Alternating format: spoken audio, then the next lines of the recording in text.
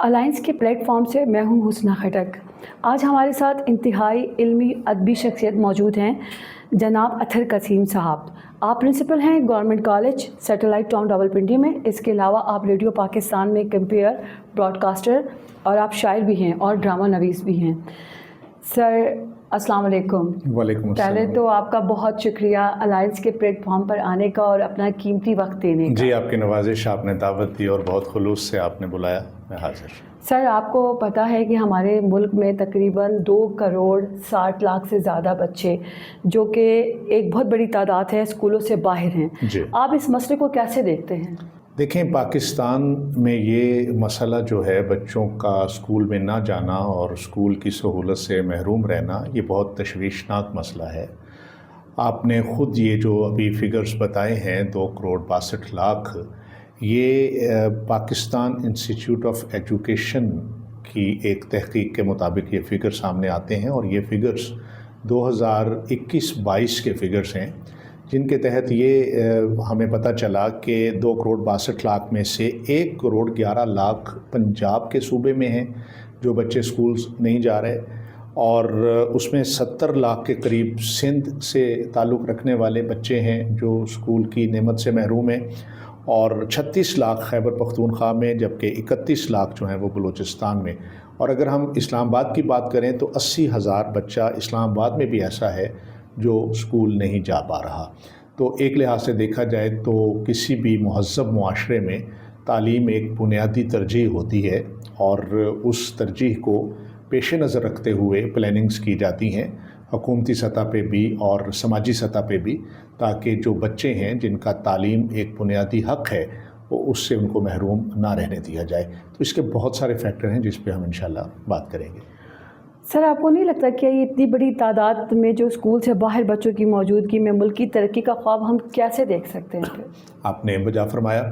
کہ پاکستان میں اگر اس قدر کثیر تعداد میں بچے اپنی بنیادی تعلیم حاصل کرنے سے محروم رہیں گے تو ہمارا مستقبل کیا ہوگا اور وہ کس بنیاد پہ کھڑا ہوگا، اور ہم آج یہاں بیٹھ کر کیسے تعین کر سکیں گے کہ پاکستان کا مستقبل روشن ہو سکتا ہے؟ ہرگز نہیں۔ تعلیم کے معیار کو بلند کرنا اور ہر بچے کو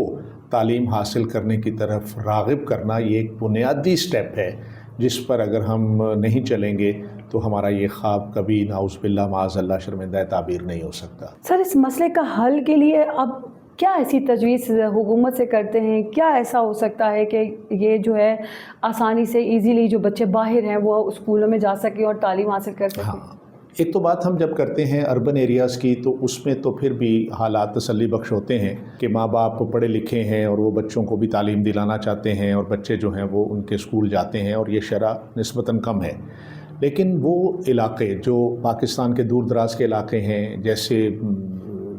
صحراؤں کے اندر، پہاڑوں کے اندر اور دور دراز کے علاقے جہاں پہ تعلیم ترجیح مانی ہی نہیں جاتی، بچے کو کھیتی باڑی میں لگا دیا جاتا ہے، یا بچہ جو ہے وہ چائلڈ لیبر کے تحت روزگار کمانے کی طرف لگ جاتا ہے، یا وہ والدین کی مجبوری ہوتی ہے، وہاں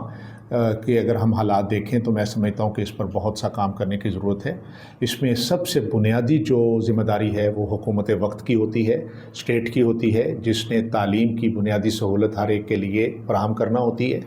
دوسری ذمہ داری جو ہے وہ بنیادی والدین کی ہوتی ہے، جو بچے کو تعلیم کے لیے اس کو اسپیئر کریں، اور ایسا نہ ہو کہ وہ بچے کو کسی اور ذمہ داری میں بچپن سے ہی ڈال دیں اور وہ تعلیم حاصل کرنے سے محروم رہ جائے۔ تیسری ذمہ داری جو ہے وہ میں سمجھتا ہوں کہ اس علاقے کے پڑھے لکھے لوگوں کی ہوتی ہے، جس کو ہم سماج کہتے ہیں، اور وہ لوگ جو ہیں وہ بھی اویئرنیس دے سکتے ہیں ان لوگوں کو جو بچوں کو تعلیم حاصل کرنے سے روکتے ہیں۔ اور پھر سب سے بڑی بات یہ ہے کہ NGOs جو پاکستان کے اندر ہیں، غیر سرکاری تنظیمیں جو اس سیکٹر میں کام کرتی ہیں، ایجوکیشن کے اور ہیلتھ کے سیکٹرز میں کام کرتی ہیں، یہ ذمہ داری ان کی بھی ہے، کیونکہ ان کے پاس بجٹ بھی ہوتا ہے، فنڈز بھی مختص ہوتے ہیں، تو وہ ان کے ذریعے لوگوں تک اویئرنیس پہنچا سکتے ہیں۔ تو بنیادی جو چیز ہے وہ اویئرنیس ہے۔ اویئرنیس کے بعد جب لوگوں کو یہ اویئرنیس آ جائے کہ وہ بچے کو اسکول بھیجیں اور ان کو بھیجنا ضروری ہو، تو پھر آگے اسکول کی حالت بھی ویسی ہونی چاہیے کہ بچہ وہاں جا کے خوشی محسوس کرے، تسکین محسوس کرے، اور اسے لگے کہ ایک اٹریکشن ہے جہاں پہ وہ جا رہا ہے تعلیم حاصل کرنے کے لیے۔ لیکن بدقسمتی سے میں یہ بات آپ کے پلیٹ فارم پہ کرنا چاہتا ہوں کہ کچھ اسکول ایسے بھی ہیں جہاں پہ مویشی باندھے ہوئے ہوتے ہیں، جو اجاڑ بیابان ہوتے ہیں، جن کے اندر لائٹ نہیں ہوتی، بجلی نہیں ہوتی، فرنیچر نہیں ہوتا، عملہ نہیں ہوتا، وہ بلڈنگز تو کھڑی کر دی ہیں گورنمنٹ نے کسی بھی طریقے سے، لیکن اس کو فنکشنل کرنے کے لیے کوئی اقدامات نہیں کیے گئے ہوتے. تو میں سمجھتا ہوں کہ اس میں بنیادی ذمہ داری حکومت وقت کی ہوتی ہے کہ جس کو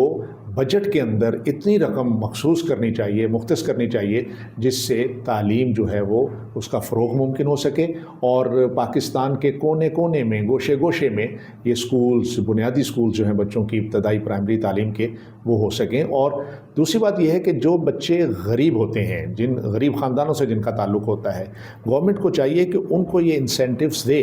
یہ پیکیجز دے کہ وہ بچے کی تعلیم کی اخراجات، بچے کے یونیفارم کے اخراجات، بچوں کی کتابیں، بچوں کی جو صحت ہے، ان کو مد نظر رکھتے ہوئے ان کو یہ پیکیج دیں تاکہ وہ والدین اپنے اوپر بوجھ محسوس نہ کریں اور بچے کو ابتدائی تعلیم کے لیے پرائمری سطح پہ اسکولوں میں ضرور بھیجیں. لیکن یہاں پہ میں ایک بات اور کروں گا کہ باتیں بہت پھیل جائیں گی کہ اگر ہم بچوں اور بچیوں کی تعلیم کے حوالے سے بات کرنا شروع کر دیں کہ بچوں کو تو پھر بھی کچھ نہ کچھ موقع مل جاتے ہیں، دور دراز کے علاقوں میں بچیاں تعلیم سے محروم رہ جاتی ہیں. پھر ایک خاص سطح پہ پرائمری کی سطح تک تو بچہ چلو اسکول چلا جاتا ہے، لیکن پھر اس کے وسائل نہیں ہوتے کہ وہ کسی بڑے ہائی اسکول میں جا سکے، یا ہائی اسکول تک اگر پڑھ لیا تو کالج جانے کے وسائل نہیں ہوتے. تو غربت بھی اس کے اندر ایک بہت بڑا مسئلہ ہے. یہ جو معاشی جو مسائل ہیں ہمارے معاشرے کے اندر، اگر ان کو بھی دور کرنے کی حکومت سوچے تو میں سمجھتا ہوں کہ تعلیم کی طرف لوگ توجہ دیں گے. اور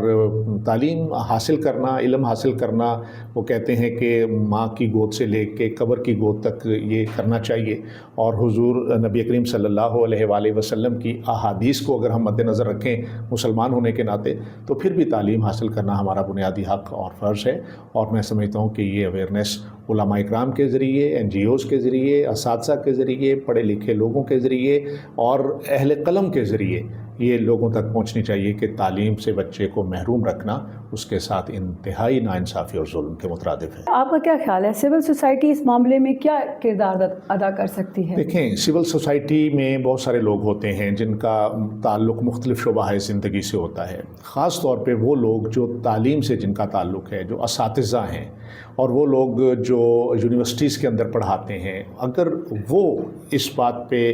سیمینارز کریں، اپنے وزٹس کریں ان علاقوں پہ جہاں جہاں تعلیم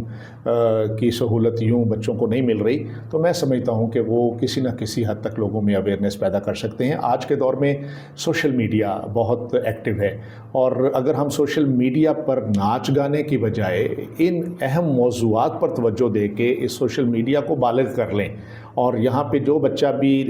ٹک ٹاک پہ جائے یا یوٹیوب پہ جائے یا وہ اپنے انسٹاگرام پہ جائے، وہ اس بنیادی ضرورت کو دیکھیں. یونیورسٹی میں ایک بچہ پڑھتا ہے، کیا اس کی ذمہ داری نہیں ہے کہ وہ ان بچوں کو بھی ایڈریس کرے اور بتائے کہ یونیورسٹی میں پڑھنے کے اس کو کیا فوائد حاصل ہوں گے، یا اس کے شعور میں کتنا فرق آئے گا، کیا وہ کتنا ذمہ دار شہری بن سکے گا ایک اچھی تعلیم حاصل کرنے کے بعد. یہ باتیں جب لوگ شیئر کریں گے تو میرا خیال ہے کہ اب یہ سوشل میڈیا کا دور ہے، اور ہم دیکھتے ہیں مختلف ڈیوائسز کے اوپر، مختلف چینلز کے اوپر، کہ ہر بچے کے پاس ہی تقریباً یہ چیز جا چکی ہے، خواہ وہ دیہات میں رہتا ہے یا شہر میں رہتا ہے، انٹرنیٹ کی صورت موجود ہے. تو اس ٹول کو بروئے کار لا کر ہم لوگوں تک اویئرنیس پہنچا سکتے ہیں، اور اس میں ہمارا پڑھا لکھا طبقہ جو ہے اس کی خاص ذمہ داری ہے. یہ پھر حکومتی ذمہ داری آ جاتی ہے کہ ہم اپنے تعلیمی معیار کو بین الاقوامی سطح سے میچ کرنے کے لیے اقدامات کریں.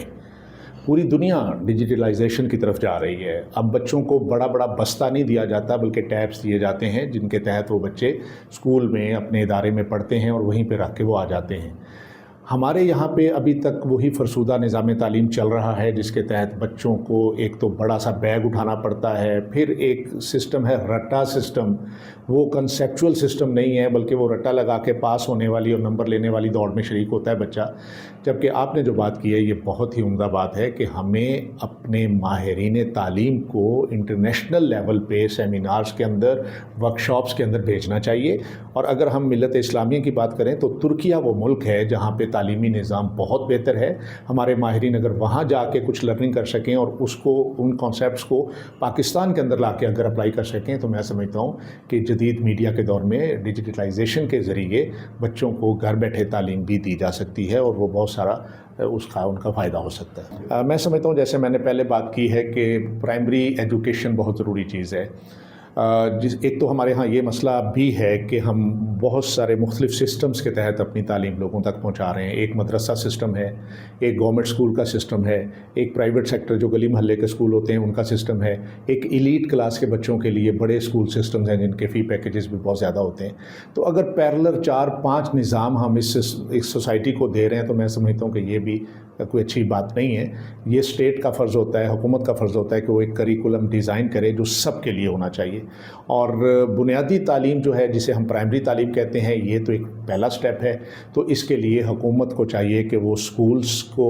ایکٹیویٹ کرے, فنکشنل کرے اور اس کے اندر عملے کو بھرتی کرے اور احساس ذمہ داری پیدا کرے, ان کے ریفریشر کورسز کروائے. جس نے پڑھانا ہے وہ فلی پریپیئرڈ ہونا چاہیے, وہ کم تعلیم یافتہ نہیں ہونا چاہیے, اس کے پیکیجز اچھے ہونے چاہیے, اسے معاشی آسودگی حاصل ہونی چاہیے تاکہ وہ اپنی قوم کے بچوں کو تعلیم جو ہے وہ آگے دے سکے. اور والدین کا یہ فرض ہے کہ وہ اپنے بچوں کو کم عمری میں چائلڈ لیبر کی طرف بھیجنے کی بجائے ان کی تعلیم کا سوچیں, کیونکہ تعلیم صرف ڈگری کا نام نہیں ہے, تعلیم شعور کا نام ہے, سماجی رویوں کی بہتری کا نام ہے. جب سماجی رویے ہمارے بہتر ہوں گے تو میرا خیال ہے یہ ملک ضرور ترقی کرے گا انشاءاللہ. جناب اطہر قسیم صاحب, آپ نے بہت بہترین تجاویز ہمیں دی ہیں اور ہمیں یقین ہے کہ ہماری حکومت بھی انہی تجاویز پر اگر عمل کر کے جو 2.62 کروڑ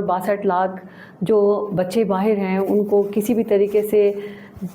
اسکولوں میں لے آئیں تو بہت بہتر ہوگا. آپ کا سر بہت شکریہ آنے کا اور اتنی اچھی تجویز دینے کا. آپ کی نوازش.